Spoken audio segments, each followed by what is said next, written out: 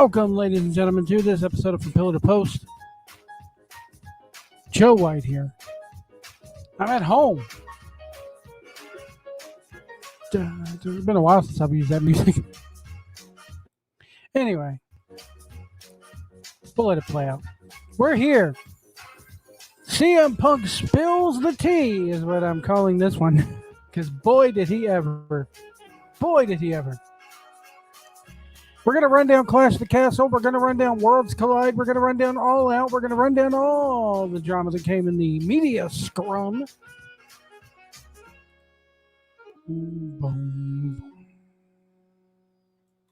And let's get started with Clash of the Castle. A very good show. I like this show. I like this show more than I liked All Out, to be honest with you guys. They had one match on the pre-show for this. Madcap Moss and the Street Profits defeated Austin Theory and the Alpha Academy by pinfall in a 6-man tag match. I was busy getting ready for the show. I really didn't watch all of this. So I'm going to just trust that it was good and go on to the next one, because the main event, the main show, was freaking awesome. Damage Control. They are officially called Damage Control. They have an official Damage Control Titantron now. Bailey, Dakota Kai, and Io Sky.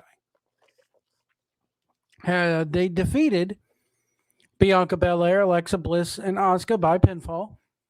When Bailey pinned Bianca Belair, I thought this was a great match. A lot of good action, a lot of good storytelling in here. The one thing that I will say about this show is that I felt like I wanted to so badly watch this show on mute at times because of the crowd. You have a heel in Bailey, and she cracked up a couple times. She cracked up. She let it slip a couple of times. In that the crowd, this stupid wanker British idiotic crowd, starts in with a chant. And this is why I say that this started in. And if you saw my video of why I really was not looking forward to the show.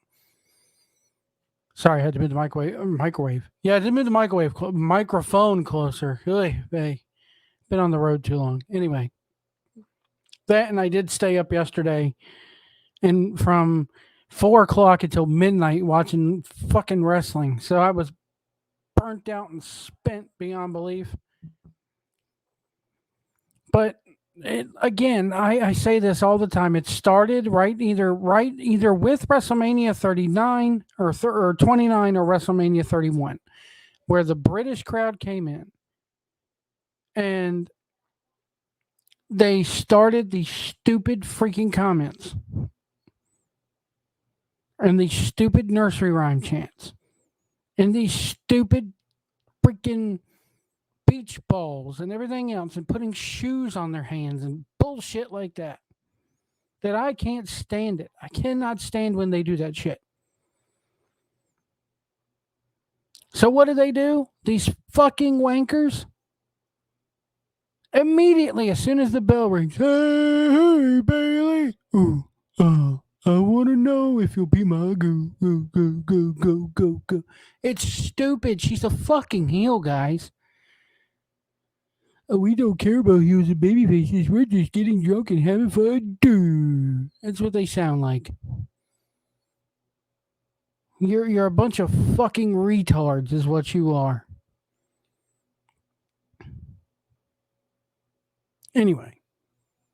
Good match. Damn good match. Told a good story. The crowd really kind of took it down for me, though.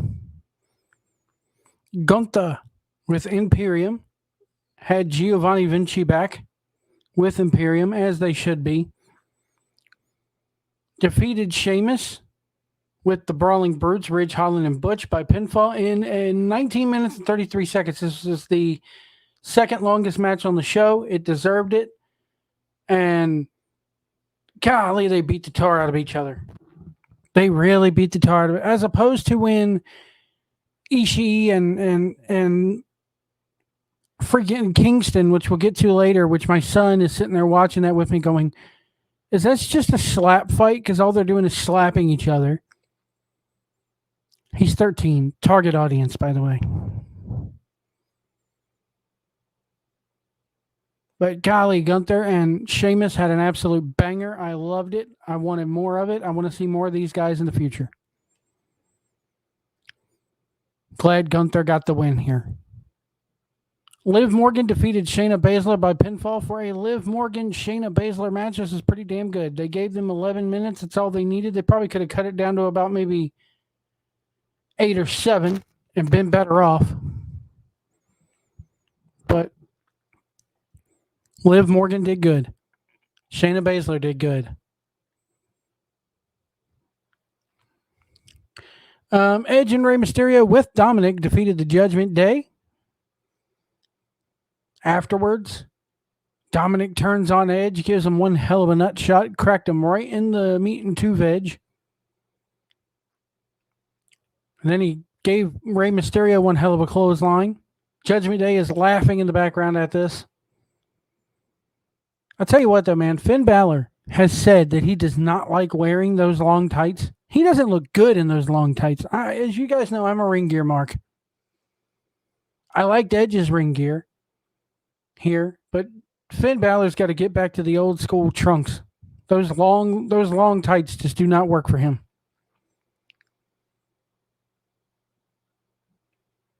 But yeah, this is a hell of a match. I was entertained. It told a damn good story. It actually meant something. Seth freaking Rollins defeated Matt Riddle in 17 minutes. Oh my God. What a match this was. What a match. There's a lot of match of the year contenders on this card, this being one of them. Gunther versus Sheamus is definitely up there. This match is up there. There's at least 3 matches on this card that are match of the year contenders. But Seth Rollins defeating Matt Riddle, these two went at it. It was just everything that you imagined it was. I don't think they're going to go further with this because Rollins is like, see you never, Riddle, see you never, ah, ha, ha, ha, and laughing it up. And this is one of those situations where I think the heel needed to win. Roman Reigns defeated Drew McIntyre in the main event when Solo Sikoa came out and interfered on behalf of Roman Reigns. Solo Sikoa, of course, is the Usos' brother. I could see this totally leading to them kicking Sami Zayn out of the group. He's no longer the honorary Uso, and he goes and teams up with Kevin Owens, and we get some sort of tag match here between those two and the Usos. I could also see them giving Solo Sikoa an Intercontinental or United States title run. And all the bloodline, maybe they unify the U.S. and Intercontinental titles and give it to Solo Sikoa, and the bloodline has all the gold. How crazy would that be?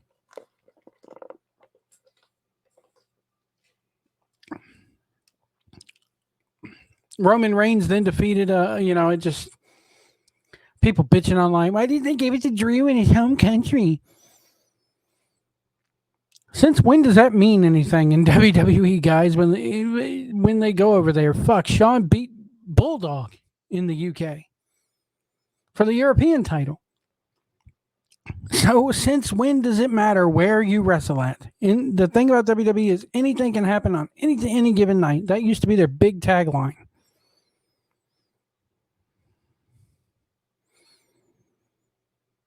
I'm glad Roman won here. I'm kind of turning the corner on Roman. I didn't like his work for a long time. I'm starting to come around on it. Do I think they need to get that title off of him sooner rather than later? Yeah. Do I think they need to split the titles up again? No. Here's what kills me about all these people. All these so-called journalists, and Swerve in Our Glory said something about this last night that really struck a nerve with me in a good way. You have all these people going, why can't they just have one title and have them go back and forth between brands? Well, they give you that in Roman Reigns, and now you're wanting the title split again. Can you so-called journalists, as CM Punk said last night, make up your fucking mind?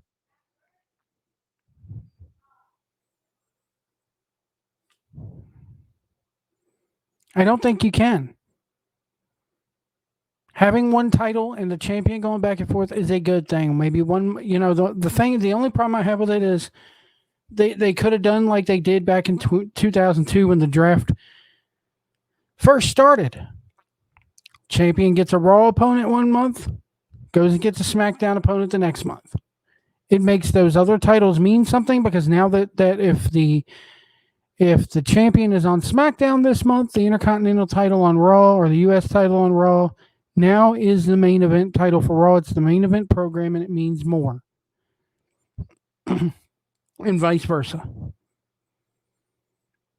Makes those two undercard titles mean more.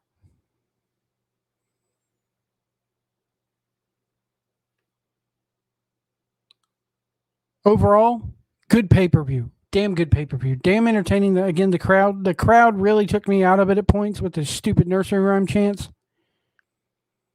Once again, I'll say it. It's not a soccer match, guys. The reason why you have to get piss-ass drunk and the reason why you have to do stupid chants and throw beach balls in the crowded soccer events is because you pay all that money to watch a boring as fuck game and you need to entertain yourselves while a bunch of jackoffs are trying to kick a ball into a net.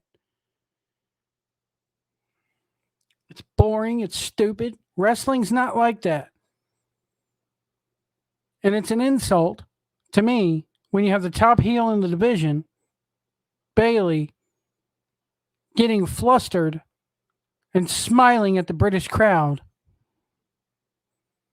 because they're chanting and ruining a classic song anyway. And this is the same song that they were singing, nursery rhyming to 10 years ago. That doesn't happen anymore in the United States because we have some fucking respect for the performers in that ring. Anyway, that was Clash at the Castle. Let's move on to Worlds Collide. 5 matches, thank God. Carmelo Hayes defeated Ricochet with Trick Williams. Trick Williams interfered a bunch into this, but Carmelo got the win. I like how they dropped the Ricochet jersey in the arena before and after the win. These two had an absolute banger of a match. Lots of flippity flappity floppity flu. But that's what you need from these two. It got the show started off really, really well.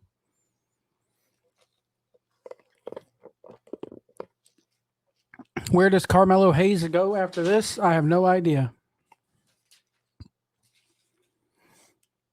Pretty Deadly defeated the Creed brothers with Damon Kemp. Brooks Jensen and Josh Briggs were the NXT UK champions. And Gallus, Mark Coffey and Wolfgang. By pinfall, it was a fatal 4-way tag team elimination match to unify the NXT championship and the NXT UK championship. Kind of glad Pretty Deadly won this. It was something that you really weren't expecting. They did an angle earlier in the show where the Diamond Mine everybody was huddled outside of Roderick Strong. Roderick Strong got, of the Diamond Mine got taken out. There's been this month-long thing about, hey, I'm not the one holding you guys down. Why are you paying attention to Apollo Crews? Why are you paying attention to this person and that person? Well, now we found out that Damon Kemp is the one that's been screwing over the Diamond Mine all along. He's been pulling the strings because he took out Roderick Strong in the parking lot and left him bloody and laying, and they had to load him up in the ambulance and take off with him. It's good. Told a good story, good blow off. Pretty Deadly I like Pretty Deadly. I like it. I like their gimmick. It's different. They're a good team. Now you got Julius Creed confused with Roderick Strong coming out of this and the Diamond Mine. Diamond Mine, not Mind. A lot of places you could go from here. Good storytelling, good match. Mandy Rose defeated Mikao Satomura and Blair Davenport, the former Bea Priestley. Nice to see Bea Priestley. She was there to take the pinfall. But curious to see where they go with these women next. A lot of these UK guys, where do they go with them next?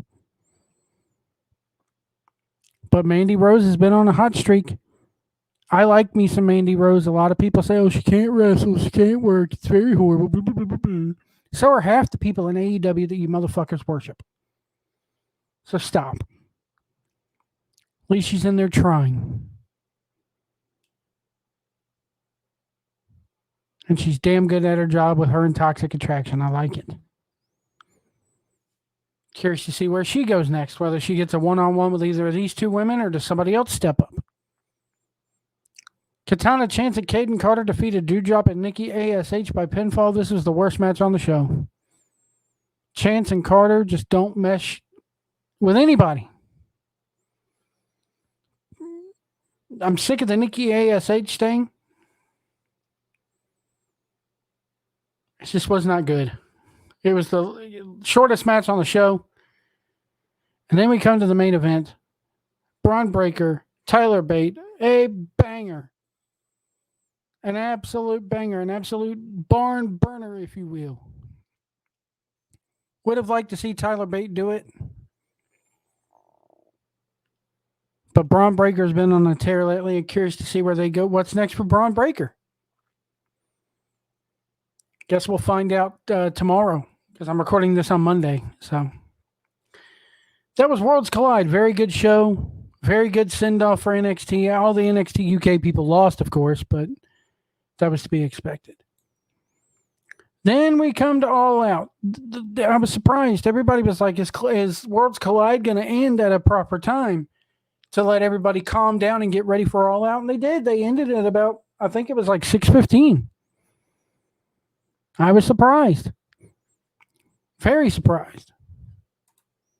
So we get into the pre-show, the 0 hour, which everybody's talking about 0 hour. They stole that from Ring of Honor. Ring of Honor used to call their pre-show 0 hour. Anyway, Sammy Guevara and Ty Mello defeated Ortiz and Ruby Soho. This was just, oh man. I hated this. I really did hate this. Ortiz and Soho, I mean, is Santana gone from the company? Is he injured? Somebody let me know. I think he's injured. Some people said he's gone as things continue to crumble in AEW.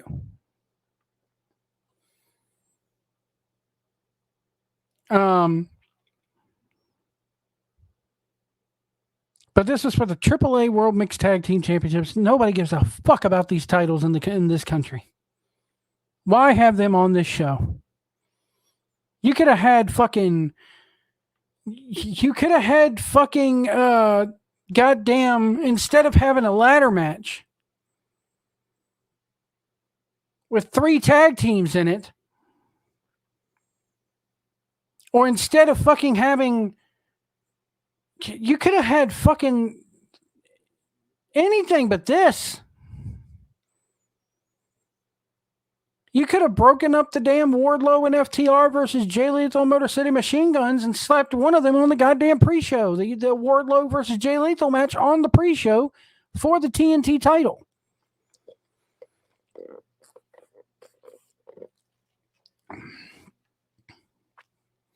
Hook defeated Angelo Parker by submission. 3 minutes, 55 seconds for the FTAW title. I love me some Hook. This did Hook justice. I wish it's time to do something better with Hook. It's time to move Hook up and give him something on Dynamite to do. He's floundering with this shit. The whole Action Bronson thing, I'm not a big fan of Action Bronson. I'm not. I don't like, I like Hook's theme song. I like his music, but I constantly see Action Bronson on the fucking cooking channels. And I'm just like, what the fuck is up with this guy? I don't get him. Sorry, they're doing yard work right beside my house. This is why I hate living in the city. My neighbor's house is like literally about 3 feet apart from mine. So I can hear every freaking thing that's going on over there. Ugh. Eddie Kingston and Tomohiro Ishii had a hell of a match the slap fight. I would have liked to see them do a lot more than just sit there and smack each other. Big deal. You could slap someone's chest until they fucking start bleeding, until the blood vessels pop. Big whoop. I'm so sick and tired of the whole chop thing. Japanese wrestling is not defined by slap fights, as my son called it. Eddie Kingston got his win back. He tries to shake Tomohiro Ishii's hand and raise his hand afterward. Ishii's having none of it. Then the main card starts. The Joker with the mask on. They have this ladder match, and Claudio, Wheeler, Penta, Rey Fenix, Rush, and Andrade El Idolo, and Dante Martin, who is the odd man out. You have tag teams fighting for this. Why are tag teams fighting each other? It's supposed to be every man for themselves. This makes no sense. Dante Martin was the best one in this match. But then all of a sudden, a bunch of guys in black hoods come out, and it's Stokely Hathaway, Ethan Page, Lee Moriarty, Colton Gunn, Austin Gunn, and W. Morrissey. All come out. Hathaway grabs the poker chip, and out comes the Joker. I had a lot of theories going on, but when I went back and watched it this morning, I'm like, yeah, they gave it away by the way the guy's walking, his mannerisms, everything like that. And as we would find out later, the Joker was, in fact, MJF. Where does this go from now with, I mean, is MJF in another shitty stable? I mean, the Pinnacle wasn't exactly shitty, but is he now in a shitty stable with Page and Moriarty and the Guns and W. Morrissey? Or does he just come out on Dynamite, hand Stokely Hathaway an envelope, or hand him all envelopes full of money and go, hey, that extra money that Tony Khan's paying me, thought I'd pay some of you off with it to make sure that I win his title. And we'll get there here in a minute. The Elite, Kenny Omega and the Young Bucks, with Brandon Cutler and Michael Knock It Off, as fucking Jim Cornette would say, defeated Hangman Page in the Dark Order. We knew this was going to happen. I knew there was going to be a screwy finish with Hangman somehow fucking over the Dark Order, even if it's by accident.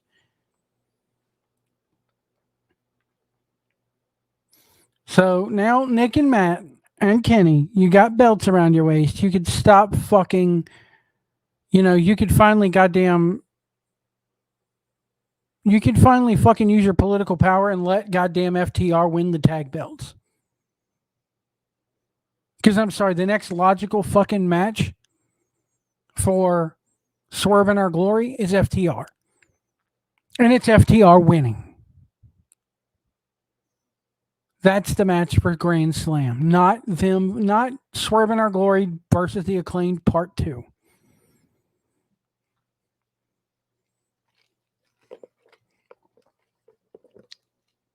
I think Cornette's right. FTR had the year of their lives this year. From Final Battle all the way up until this month. And then they just get squashed because the Young Bucks don't want them to go over. The Young Bucks don't want them holding all the gold. We'll get there, though.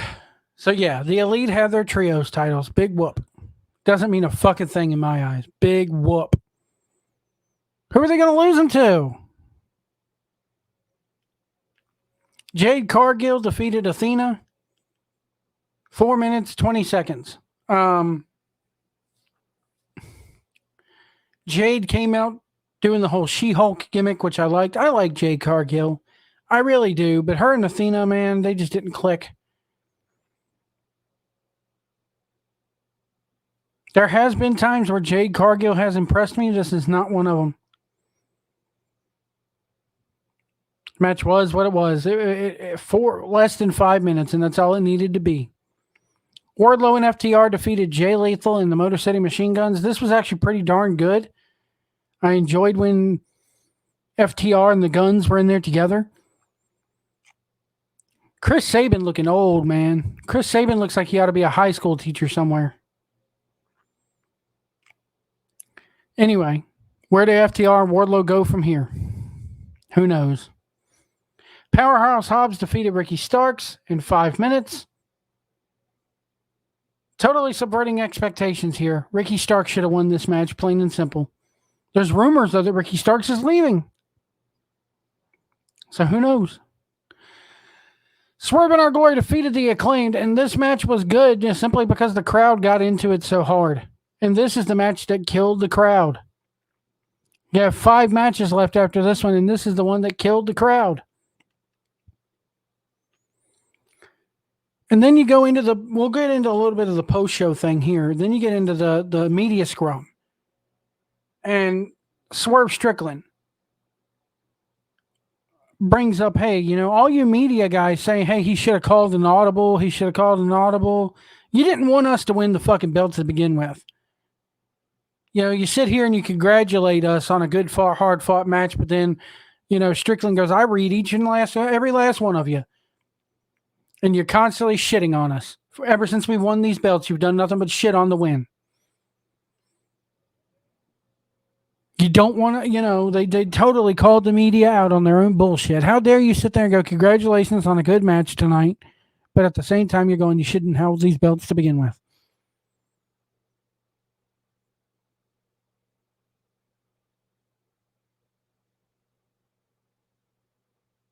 And then they say, hey, if you want to do another match, here's the way it's going to happen.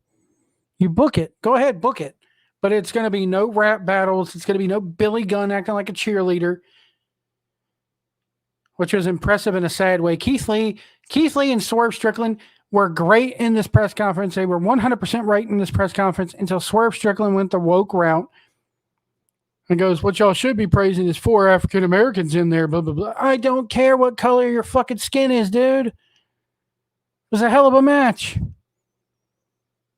It doesn't matter if you're black, white, blue, brown, yellow, or purple, dude. It was a hell of a match. Color has nothing to fucking do with it, dude. Anyway. Toni Storm defeated Britt Baker, Jamie Hayter, and Hikaru Shida. Fatal 4-way for the interim title. Throwing some tea on Thunder Rosa after this was Toni Storm in the press conference. Toni Storm goes, Thunder Rosa says she's injured. When she says that she's not injured, she can come back and I'll whoop her ass, which I found funny. Rosa's had heat on her for a long time anyway. Don't know. People say she might not be coming back at all. Who knows? Who knows? Thought it was good. The right woman won, although I would have liked to see Jamie Hayter win as well, and I think the crowd was 100% behind Jamie Hayter. Is this another thing where they maybe should have called an audible? Maybe. Tony Khan was questioned on, hey, did you think about calling an audible? And Tony Khan was quick to shut that shit down and go, let's just talk about the match. And to an extent, I have to give Tony Money Mark Khan some credit here on his answer to the media. I'll get to this in a minute, but I felt that during this press conference, he really was not all buddy-buddy with the media like he has been. He wasn't all hugging everybody and smiling and blinking his eyes over and over when the Asperger's kicks in.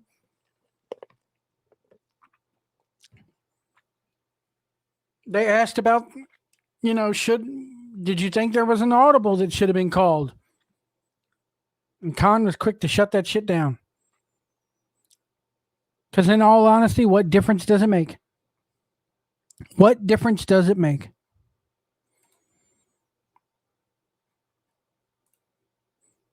And, whether he should have or shouldn't have, point is he didn't. That's what you need to be focused on, wrestling media.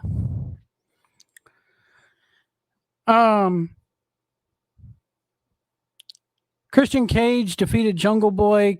Luchasaurus came back and turned on Jungle Boy again. And it's clear to see Christian Cage is injured because he was wearing a big-ass brace on his arm. I think Jungle Boy stays gone for a while again. That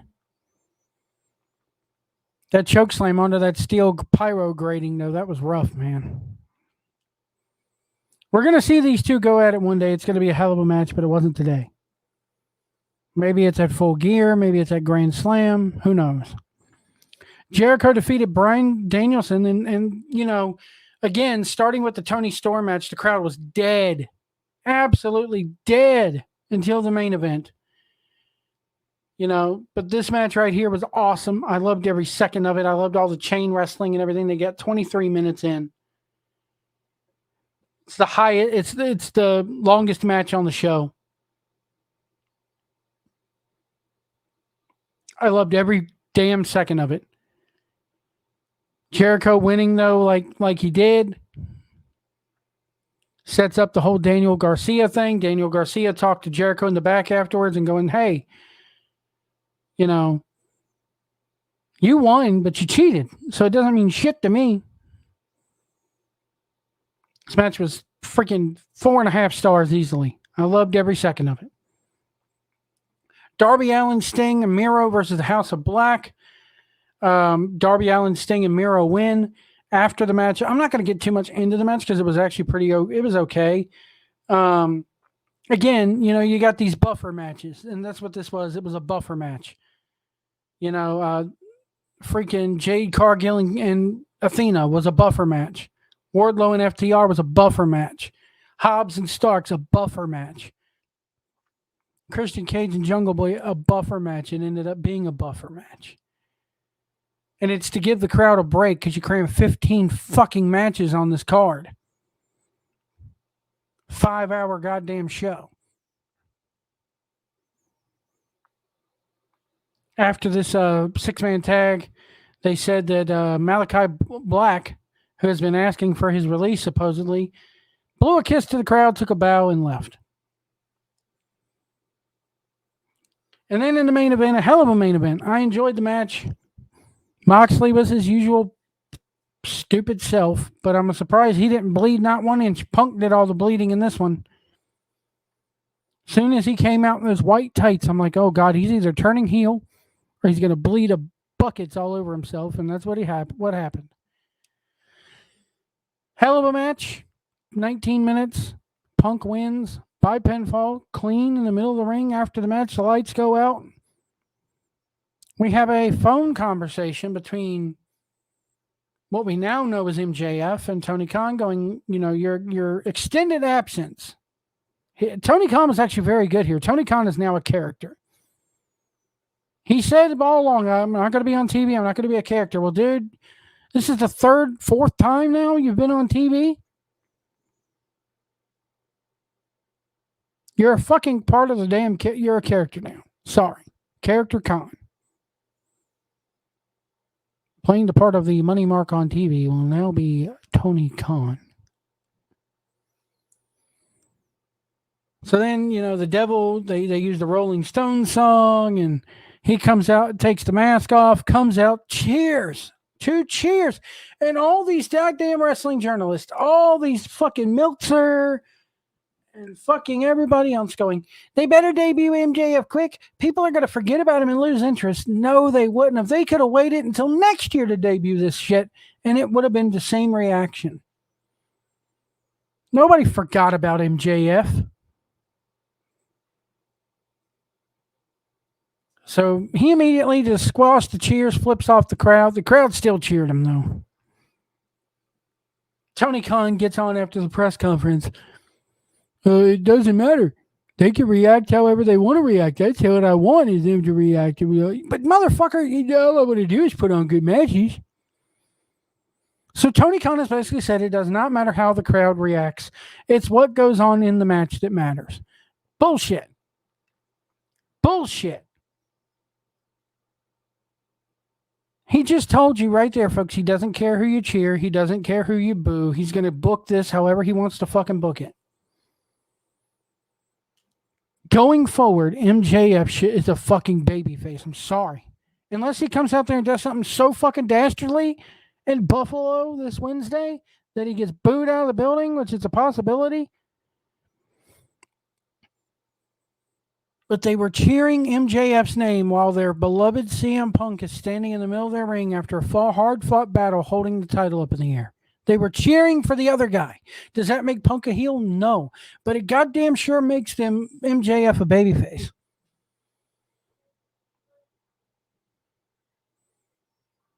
So then let's get to the good stuff.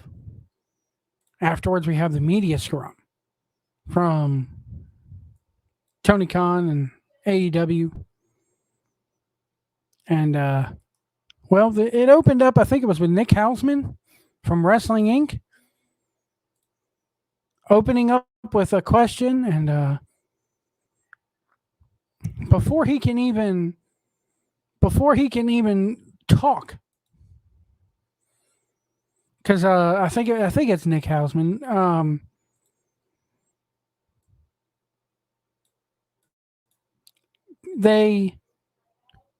It was Nick Hausman. Nick Hausman was talking and went to go ask Punk a question. Now, Nick Hausman, I think, is from Chicago, and he did a little bit of Second City work or Groundlings work with Colt Cabana way back in the day, because apparently Colt Cabana was taking improv classes, and Punk knew about it. And before Hausman could even ask the question, this was said.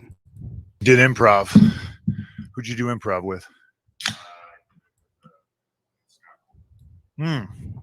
Okay, so you fancy yourself a journalist. Would you say you're friends with Scott Colton? So you're not friends with him? Oh, wow. Well, that makes two of us. My point is, if you fancy yourself a journalist, even if it's for the silly world of professional wrestling, and you have journalistic integrity. Now, I want to say the audio, I'm using this directly from AEW's stream here of the media scrum. The audio on their end was fucked up for some reason. Like their microphones that the wrestlers use made their voices sound really distorted. So that's their issues, not mine. Just keep that in mind here, but let's continue. People who report things mostly that are bullshit and slanderous lies against myself. If you are friends with somebody, you blew my spot. If you're not friends with them, I apologize. But you should probably disclose who you're friends with. I haven't had anything to do with Scott. Now, I disagree with him there. What does it matter if this guy's friends with Scott, with Colt Cabana, with Scott Colton? Got to take up for Nick Hausman here. You should disclose who you're friends with. Why? If you're a journalist and you are professional, it doesn't matter who you're friends with. But anyway, let's continue. Colton in almost a decade, probably wanted nothing to do with him even longer than that. It's fucking unfortunate that I have to come up here and speak on this when I'm on my time and this is a fucking business. Why? Now, keep in mind here, as we analyze this, Scott Hausman did not ask, or Nick Hausman. I don't know why I say Scott Hausman. There's a Scott Fishman and Nick Hausman. I always get these two mixed up. But Nick Hausman has not even asked about Colt Cabana yet. So CM Punk is taking it upon himself to address the situation. Maybe that's where he goes wrong here. But God, is it? It's warranted. I think it's warranted because all week long, for the last 2 fucking weeks, ever since he called out fucking Hangman Adam Page, that's been the scuttlebutt. Is that this all centers around Colt Cabana,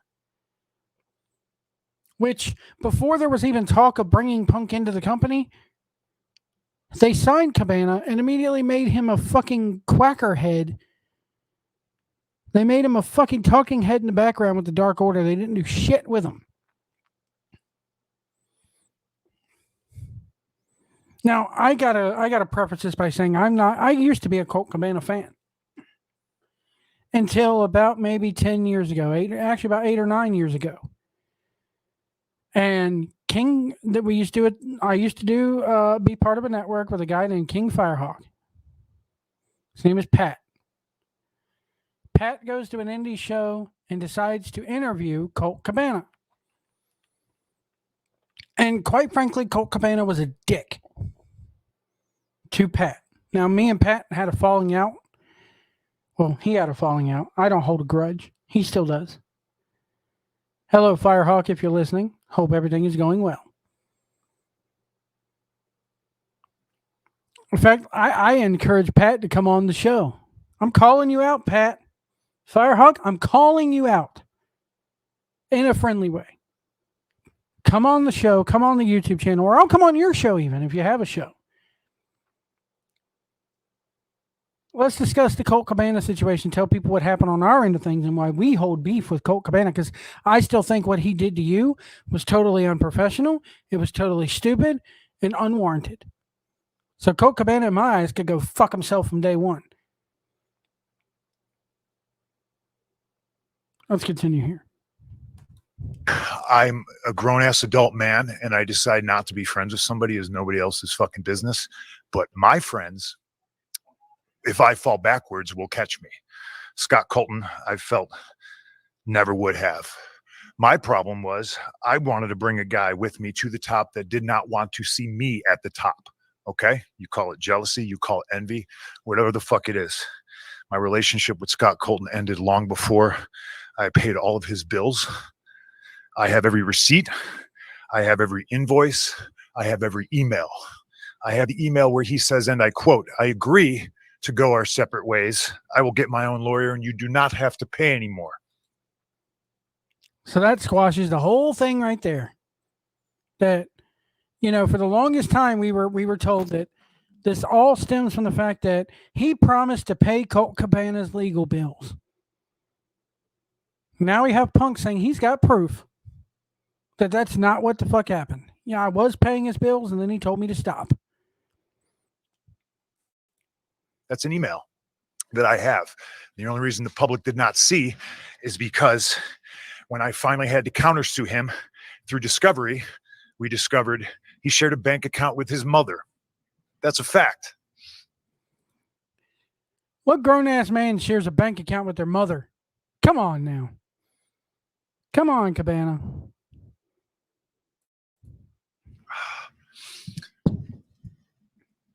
And as soon as we discovered that fact and we subpoenaed old Marcia, he sent. I love how I'm literally in bed last night watching this, and I literally just scream out loud, like start laughing out loud. Everybody in the house is asleep. I'm trying to go to sleep, but I want to watch this. And I literally just bust out laughing, like, oh God, he called that woman out by name. He named her. He's throwing the tea. He's spilling the tea. The email, "Oh, can we please drop all this?" Now, it's 2000. Meanwhile, if you go watch the video, Punk is drinking a sparkling water, and he's about ready to eat a cupcake, a chocolate cupcake while this is going on. 2022. I haven't been friends with this guy since at least 2014, late 2013. And the fact that I have to sit up here because we have irresponsible people who call themselves EVPs and couldn't fucking manage a target.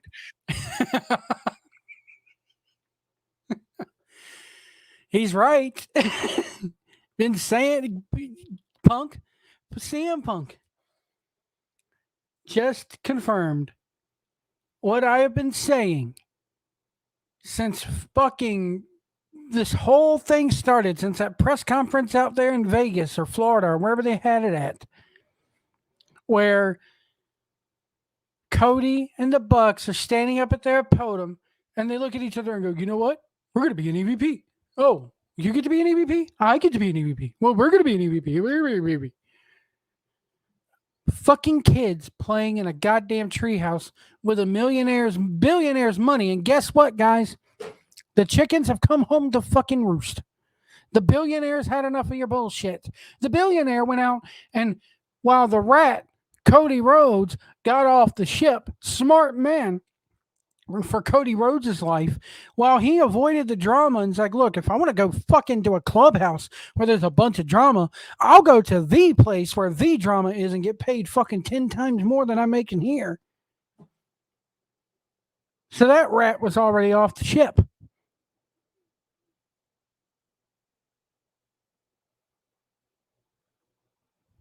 It's been like this day one, and now the billionaire, now the Money Mark Khan has said, probably, and you can tell by the way he talks in this press conference, that, like, actually, let me see if I can bring this up here. Let me see if I can let me see if I can go ahead and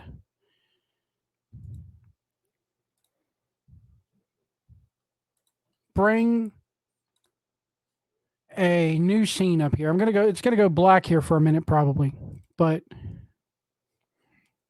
actually no, it won't. Here, I'm gonna see if I could bring this fucking press conference in here.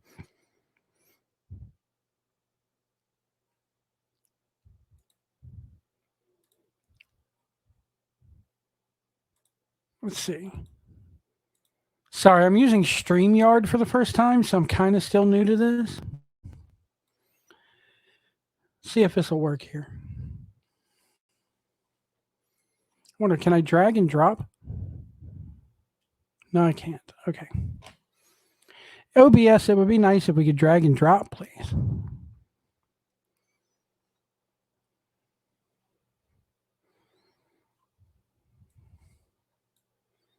Anyway, because the reason why I'm doing this is because I want you to see Tony Khan's face in a moment. Really do. Because I've said for months now, ever since he started doing these media scrums and he's hugging people,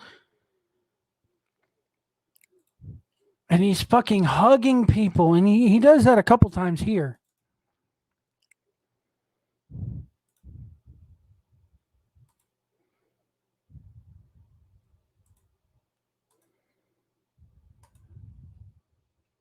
Here we go.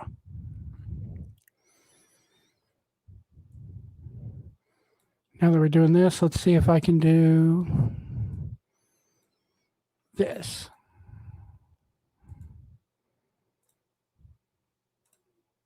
Aha. Minimize that. Sorry, new technology.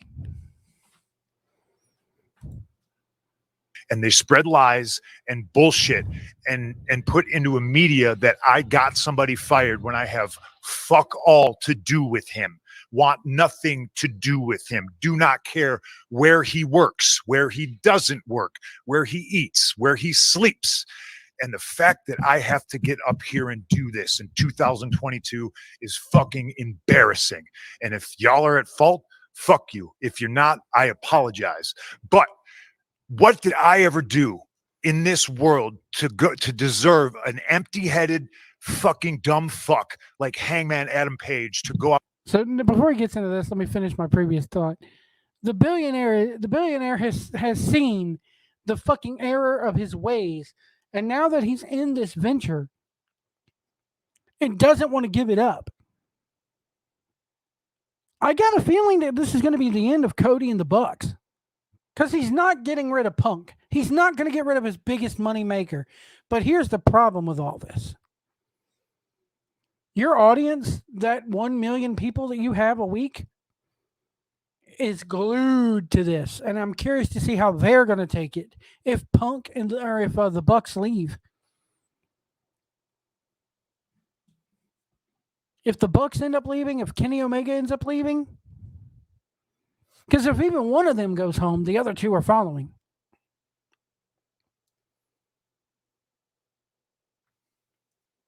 So I'm curious to see here how this all plays out, because this is real life, folks. I don't think this is a work. There's people out there going, this is a work. I don't think this is a work in the slightest. If it is, you got me hook, line, and sinker with it. But I don't think this is a work. Because there's footage out there of a security guard here in a little while during this media scrum running. Well, we'll get there. We'll get there. Out on national television and fucking go into business for himself. For what? What did I do, Dave? What did I ever do? Didn't do a goddamn. Meltzer. He's talking to Meltzer. Meltzer goes, "You tell us what you did. What you did." Damn thing. What's your name, sir? Fuck the Pittsburgh Penguins. What are you doing, man? What are you doing? I made it really clear in Forbes, and I just want to make it clear again. Nick, it's not his position to make it very fucking clear. There's people who call themselves EVP. Look at Khan. Khan's like, dude, I'm the owner of the company. It is my position. And it is Khan's position. That should have fucking known better. This shit was none of their business. Look at him. He's nodding. Khan is nodding. He agrees with Punk here. understand sticking up for your fucking friends. I fucking get it. I stuck up for that guy more than anybody. Okay. I paid his bills until I didn't. And it was my decision not to. Yeah, but I shouldn't have no commented when Nick first said it. It's my fault. And if I hadn't, it's my fault. It's my fault. I appreciate I should have just taken it head on because you never said anything. But I'm trying to run a fucking business. And when somebody who hasn't done a damn thing in this business jeopardizes the first. Khan's nodding here, folks. Khan is nodding. When you're nodding at what one of your guys is saying, it tells me you agree with them.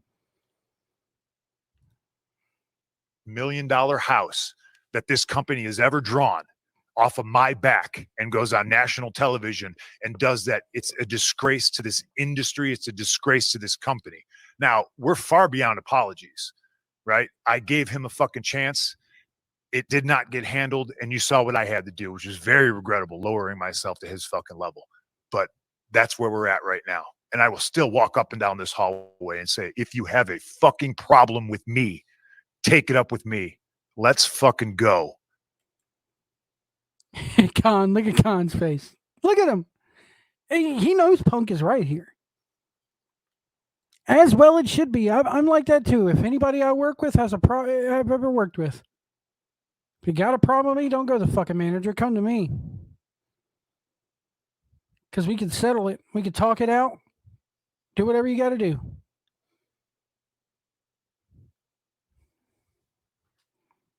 Punk is absolutely right here. It should have never gotten this fucking far. Any of those EVP, you're an EVP of a company. If you got a problem with CM Punk, you should be professional enough to come up to him and call him out on his shit. But you don't. You go into business for yourself.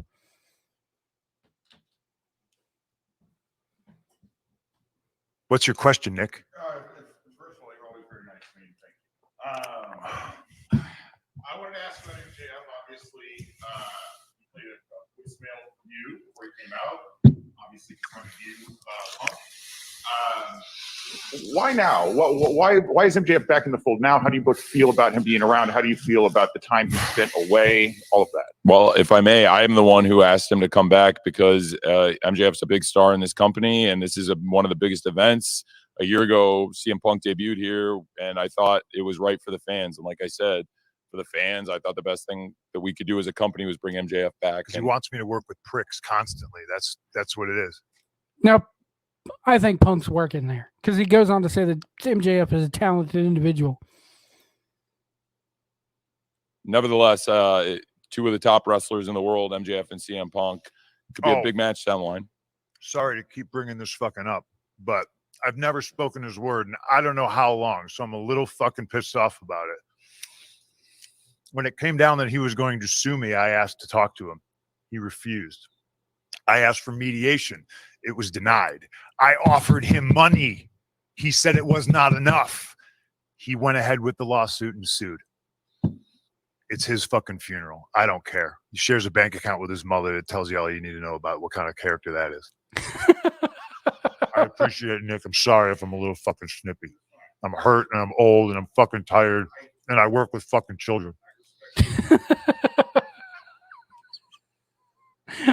Amen. Preach it, Punk. Preach it. I regret not answering your question the first time you asked it. Yeah, but I should have just taken it head on like I did with Blake and Forbes recently. We're all learning here, Tony. It's okay. Thanks. This is from Mindy's Bakery, by the way. It's a great place in Chicago. If you like pastries and baked goods, I suggest you go there. They're closed on Mondays and Tuesdays, though. Sorry about all that, Mandy. All right, thanks. So I've asked questions of presidential candidates in my old life. I don't think I've ever been as nervous as I am right now, but I'll direct this one to Tony. You saw the reaction MJF got when he came back out at the end of the night. Do you have any worries that he was cheered in Chicago while... Now, amidst all the real shit, Punk is looking at him, shaking his head, and like, how dare you bring this fucker back? That's working. He's working here, obviously. CM Punk, hometown guys in the ring. Do you have any worries about MJF he got pure booze before. He was one of the last pure heels left in wrestling that didn't try to get cheered. And now he's sort of set up as this anti-authority figure. Do you worry about what that means for the psychology going forward, especially if he's going to take on Punk? I think the fans want to see great wrestling matches. MJF's the top wrestler. CM Punk's the world champion, the top wrestler in the world. And I think having the top contenders, whoever came out of this match tonight, MJF sets up as a great challenger. And now CM Punk is the world champion. Okay, but Colin, the one thing you got to realize is, yes, we want good matches, but we also want good stories to be told. Because wrestling is about telling stories. So you gotta, when he comes out and he's cheered in Punk's hometown, and Punk is the one holding the belt after mounting such a good comeback, which, by the way, now that this has happened, the injury angle and having that match the first time 2 weeks ago, totally fucking pointless. You could have went the same route without having that match and without having to do the damn deal about him. Oh, is his foot better? Is his foot better? You could have. That's piss poor. And Khan, you're an idiot for letting that happen. But we want good matches. We want good stories. And a double turn at the end of your pay-per-view just based off crowd reaction? You had magic right there in the palm of your hand, man. Punk makes for a great heel. Later on in the press conference, Jericho even comes on and says, whether he likes it or not, one day MJF is going to be a babyface. And guess what? In my mind, watching just based off that reaction last night, he is. Because the crowd still cheered even after fucking MJF flipped them off. They weren't chanting for CM Punk. There wasn't even a fucking half CM Punk, MJF, CM Punk. There was none of that. That crowd was in the palm of MJF's fucking hand last night. While their hometown boy is standing there after a hard-fought victory, after the comeback of the fucking year, off that injury, holding that belt, back at the mountaintop. And they're acting like, oh, no, that don't mean nothing.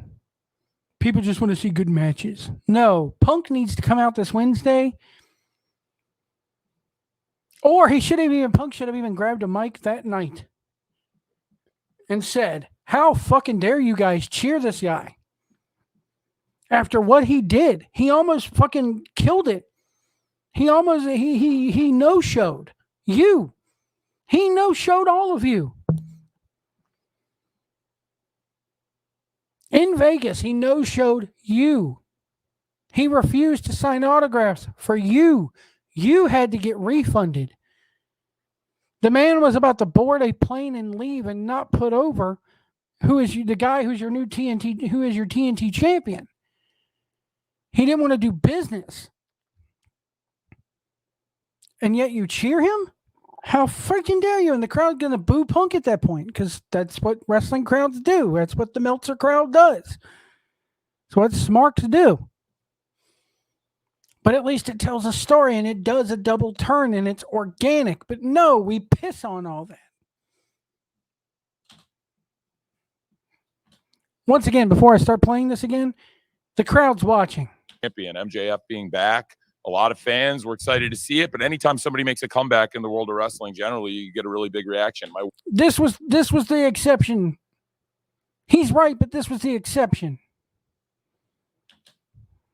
Worried about it? No, not really. Like, we have one of the most charismatic, popular professional wrestlers in the world right here, and frankly, the fans can react however they want. That's what's great about AEW and pro wrestling. We're not trying to tell people what to think. So you're saying that the fans don't matter. Their reactions don't matter. So here's what I suggest. Anybody going to an AEW show in the future, just sit there on your fucking hands and not say a goddamn word. Because guess what? Your reactions, they don't matter. They don't matter. This is a really compelling story. People were emotionally moved. People are calling that a great ending. And I'm really glad people liked it. But the fact is, it was a great match and it was a great ending. And now we'll see what happens on Wednesday. That's Khan saying, I don't know what the fuck I'm going to do. I haven't thought that far ahead yet. Or if he has, he now realizes he has to change things up a bit.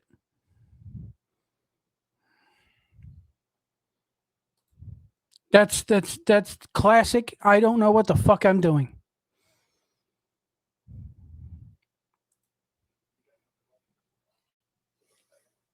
I'm not going to comment on that. I'll tell you why I'm upset about it is because if you're an EVP, you don't try to middle your top babyface. Try to get your niche audience that's on the internet to hate him for some made up bullshit rumor. Really? Here's what Punk has to understand. That entire audience, myself included, is that. There is no, I get so sick and tired of them people saying, oh, AEW is never going to draw casual fans. The casual fans don't know watch being there is no casual fan in wrestling anymore. When people talk lapsed fans, that is a fan who used to watch, who used to be a part of the Meltzer crackhead crew and the dirt shit crew. And they come back whenever somebody from the online circles who still follow Meltzer and who still people, yes, even people like myself, say, hey, did you hear what happened?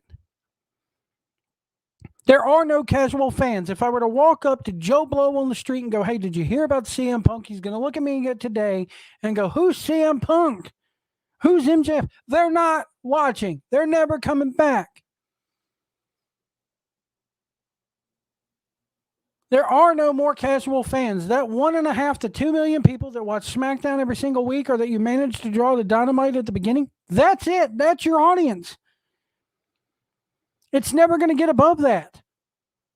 Unless you do something like this. Unless you put this out to ESPN.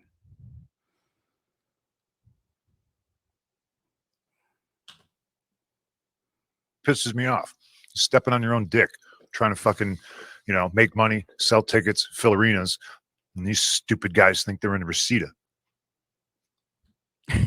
So for those who don't know, when he says that, Reseda, California was a place that PWG, Pro Wrestling Guerrilla, the place where the Bucks and Hangman and everybody made their name on the West Coast, used to run every month. And that's where they got noticed by New Japan. Between California, Reseda, California, and New Japan, which it was a rec center in Reseda, by the way. Now they do it at the Globe Theater in Los Angeles, I think it is. Ooh, big step up, guys. PWG's been running for, golly, close to almost 20 years now.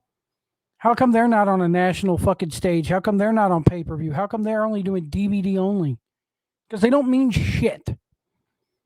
They haven't meant shit then. They don't mean shit now.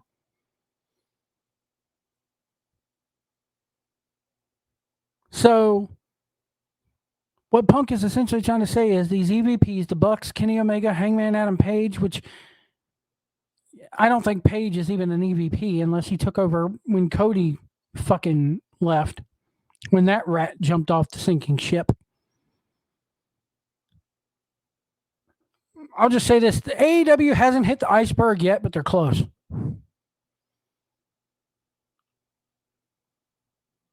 So when he says they still think they're in Reseda, what Punk is essentially saying is we have the ability to take this company and actually become competition from the WWE. And these guys are wanting to, no, we want to stay.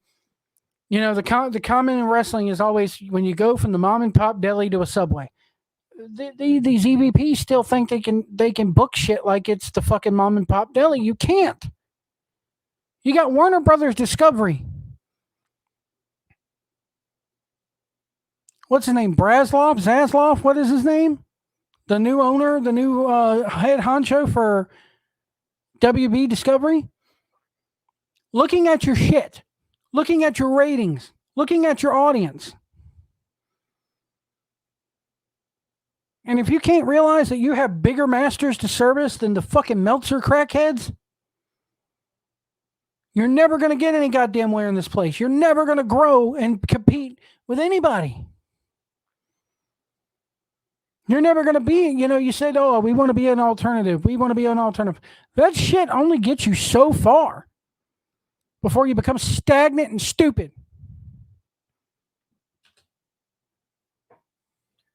Yep. Dominic D'Angelo at freeshows.com. Punk, last time we were here last year, I asked you about like Terry Funk and his influence, like Yeah. the legacy going on. Kind of, and this is for you too, Tony. I kind of like you've done a great job with incorporating legends throughout, the course of AEW and as it goes on. I kind of want to see what you feel about how a lot of the modern talent today can kind of utilize some of the advice and take advice from like guys like William Regal and even like Jim Ross, Tony Schiavone. I know I'm missing Jake Roberts, plenty I'm missing, I'm sure. But I just kind of want to get both your perspectives on that and how that could kind of go a little bit more to help you guys out grow as a company. We have Now, what he's talking about here is there have been interviews with Ross in the past. Jake Roberts has come out and said in the past, when they try to go up to these young guys like the Bucks or like an Adam Page and give them advice, valuable fucking life advice on how to fucking be smart and how to actually work in this business, they blow it off. They get told, oh, we don't need your help. I don't need your advice. So this is what Punk's going to comment on here. a locker room full of pretty brilliant minds, Jerry Lynn, Dean Malenko, Mark Henry. When I came back and I cut my promo my second week here, I thought it was pretty decent. You know what I mean? Kind of blur the lines a little bit. What's he doing? How crazy Phil? He's going into business for himself, and really, I was just defending myself. But you mix that in with attacking Moxley and mention, Kingston being the second best Kingston, which is a pretty great line. But our locker room, for all the wisdom and brilliance it has, isn't worth shit when you have an empty-headed idiot who's never done anything in the business do public interviews and say, I don't really take advice. Who the fuck do you think you are? That's stupid. I'm on a team with Barry Bonds, Mark McGuire, Sammy Sosa, and I don't need to work on my swing. I'm not going to listen to these guys. They're going to tell me how to swing a baseball. Fucking go fuck yourself. That's how I feel about it. I dare you to fucking say that to Terry Funk's face. I don't need to listen to you, Mr. Funk. I know what I'm doing. Fucking grow up. Question. Why do I don't get Tony Khan with the constant raising of his eyebrows? It's the Asperger's kicking in. For Punk, Phil I'm Lindsay sorry. from Speak Bleacher up. Report. What? So we can't hear you. Sorry. Question for CM Punk, Phil Lindsay from Bleacher Report. I think it caught a lot of people by surprise, your loss 2 weeks. Look at Khan peek up when he hears Bleacher Report, because that's the Warner Brothers Discovery side of things. That's the people who pay the bills, or give you some money to pay the bills at least. Ago, and your foot injury came into play, and I wonder, how much of that came into play tonight, because a lot of fans would assume that was part of the reason you lost, but that didn't seem to hamper you tonight. I'm wearing Danhausen's boots. This is a true story. So I assume that it's like some sort of a reverse curse. I've had a real problem with footwear. I've been trying to figure out like what to wear. And that's real life. Like I put my old wrestling shoes on and they didn't fit. I bought a new. Okay, so give me a piece of advice, Punk. No doctor. You shattered your foot. They've put metal in your foot now. So yeah, your shoe size is going to shrink because you've crushed your foot. It's now smaller. Makes sense, right, people? New pair of 12s. They didn't fit. I've thought about wearing my gym shoes. They didn't have the stability I needed. And I bought a pair of Doc Martens because they're really comfortable. But they're too loose. And then Danhausen's like, you want to try mine on? I'm like, they're size 10. And I put them on and they just magically fit. They're like unbelievable, like a glove. They're tight, but not too tight. They give me stability and they're comfortable as hell. So I owe him more money now. Hi, Tony. Hi, Punk. Izzy, how are you? I'm good. How are you? I'm sorry if I'm scary. No, it's okay. I like you, though. You're right. Thank you. I like you too. Thank Huge you. fan. Izzy from the Hot Tag with Izzy. This question is actually directed towards Punk. We saw, you got your huge win tonight. Congratulations. And then also MJF returned. What is the message that you're trying to direct towards MJF this time around? Because you did have a feud with him a couple months ago. I mean, do I have to? I guess. I don't know. I'm tired of wrestling these pricks. I'm tired of wrestling these kids that think they know everything. But Here's my problem with that statement. You kind of knew what you were getting into when you signed up. Did you actually think they were going to listen to you? And if I'm the pricks in the back, I'm sitting there going, if you don't want to wrestle, let's go the fuck somewhere else. That's the problem I have with Punk in all this. Should have known what you were getting into from the start, dude. I'm not the boss. He won number one contendership, and I guess I'll cross that bridge when I get to it. I think Max is a supremely talented individual, but this goes for him and anybody else in the locker room that doesn't want to be here. The grass is not greener on the other side. The grass is greener where you water it. And Max likes to, shit where he eats instead of watering the grass. So, we'll have to see how that goes. Thanks, Izzy. John Alba podcast heat. Punk, a year ago, we were in this room and it was after Adam Cole had debuted, Bryan Danielson had debuted, and you said that it had the feeling of Bash at the Beach, where there was. Did I say energy. It was that. Did I say that? And a year later, here you are, world champion. Through the trials and tribulations, what's your honest assessment of the last year for you personally and professionally? I know it sounds like a pretty ridiculous statement, but I would like to think, and again, in 5 years, you'll see the impact of it. There's a chance I'm wrong. We got an uphill battle in a lot of respects. There's just so much drama and turmoil going on, but I like to believe in the place I work. We do have a very, very strong roster. And like I said, we have a lot of brilliant minds backstage. So if young talent's willing to actually listen and receive advice and information, I honestly think sky's the limit. There's always going to be people who think they should be the top guy, want to be pushed, and I get that. I mean, that was me from like 2008 to 2010 or whatever, and I always wanted more, but I thought I acted like a top guy. Like if I missed a flight, I rented a car and made the town. I didn't just go, I missed the flight, I guess I'm not going to be a TV.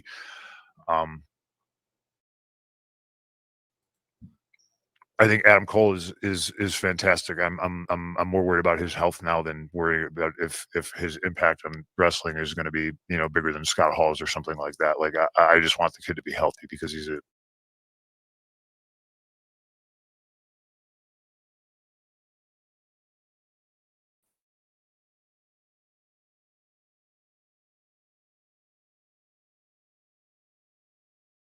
he's a sweetheart. I know.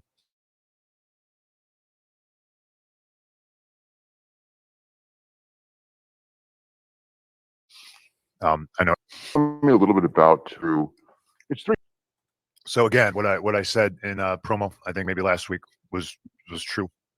I did the stage dive. And I said then that the fucking stage dive is what did it. Your dumbass didn't doing these stage dives. I said you're going to get fucking hurt. And you could tell when he did that stage dive, he got hurt. I'm going to end this there. He doesn't really say much else. But, it fucking, going to go back to the original scene here. So it just, your dumbass doing these stupid stage dives got yourself hurt, Punk. Sorry. I love you, buddy, but you did it to yourself. So this on, and afterwards, Swerve and Our Glory come out. And while they're talking, people there in the scrum notice that a security guard just bolts out the room. And then after Swerve and Our Glory leaves, and Jericho's about to come in, Tony is frantically he didn't have his phone on him. Somebody hands him his phone and he's texting, which is not something any person should do while they're in a media scrum. It's kind of unprofessional, but he's texting. So according to Sean Ross Sapp of Fightful.com, there's a big heat for what CM Punk said. And Sapp noted that a couple of talents were told that some very important names were pissed off and threatening to walk out over this. And rumor is that it was the Bucks and Omega. During Wrestling Observer Radio, this was said. How's it going, everybody? Well, I'm not going to play the whole thing. Basically, Albert Meltzer goes, apparently, or Dave Meltzer goes, apparently there's an altercation after Punk left the press conference. He was obviously very mad, and we had multiple sources state there was an altercation. I wasn't there. I don't know everything that happened, but many people said there was an altercation with Punk and the Bucks, the Young Bucks. I don't know who else was there, but it happened, and everybody knew about it, and the security guard did, in fact, go running out during the press conference. I have seen video of the press of the guy running out, and he bolts out of that room. I would presume there were people that did the press conference and knew that this had happened, but Tony Khan did not know because Tony did not have his phone, and nobody told him until after. Well, Tony did have his phone. Meltzer, you're sitting right there.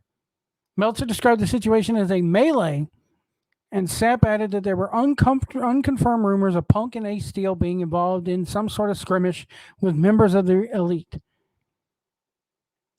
Colt Cabana has since come forward. Well, not come forward, but he has since kind of responded in a pussy sort of way. What does he do? Cabana, who recently spent time in Europe promoting the forthcoming release of the AEW Fight Forever console game, has reacted to a couple of tweets seemingly related to Punk's rant last night in Chicago. Punk first liked a tweet from writer John Lister, who said, "An event where pro wrestlers answer questions, quote unquote, in character is not a press conference. It is a performance portraying a press conference. If you ask questions at such an event, you're not a reporter. You're a performer taking part in the portrayal." That's bullshit. Punk then liked a tweet from Kevin Owens, current WWE superstar, who posted a picture of himself in the match with Stone Cold Steve Austin in the main event of Mania. A lot of people are taking this as a shot at Punk, who noted in the past always wanted to have a main event at WrestleMania. So there we have it. There's where things stand now. It's going to come to a standstill, guys. It's either going to be Punk and his group, or it's going to be the Elite. And I got a feeling that when it comes down to it,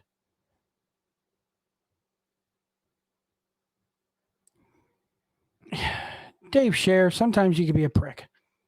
One of the headlines on these websites, after Punk telling the truth about the bad culture he has created. Punk didn't create this.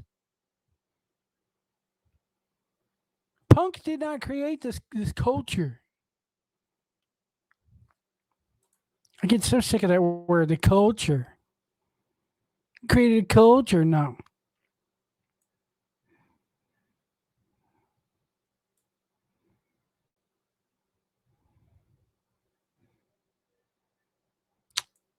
So Dave Scher says, this is one of those nights where despite 15 matches and 5 hours plus of wrestling, the real news happened from after the show was over. This is a full-on opinion piece, he says. Starting to feel like there's a very real chance that AEW latest $1 million gate, maybe its last, if Tony Khan doesn't become the leader of his company for that. For whatever reason, he has resisted becoming thus far. Now, I agree with him on that. But Punk did not create this culture. Punk did not create this attitude. I'm going to leave it there for today, folks. I've been going on here for almost an hour and 30 minutes. I'm going to try to do another show sometime either Wednesday night or Tuesday night, one of the two. I'm going to go ahead and end it right there, folks. And I thank you guys so much for watching. I thank you guys so much for listening. I thank you so much for subscribing if that's what you choose to do. Sorry I don't get on here this much to do these kinds of shows, but I am on the road all the time. And I'm going to try to do better. And with that, we'll see you down the road.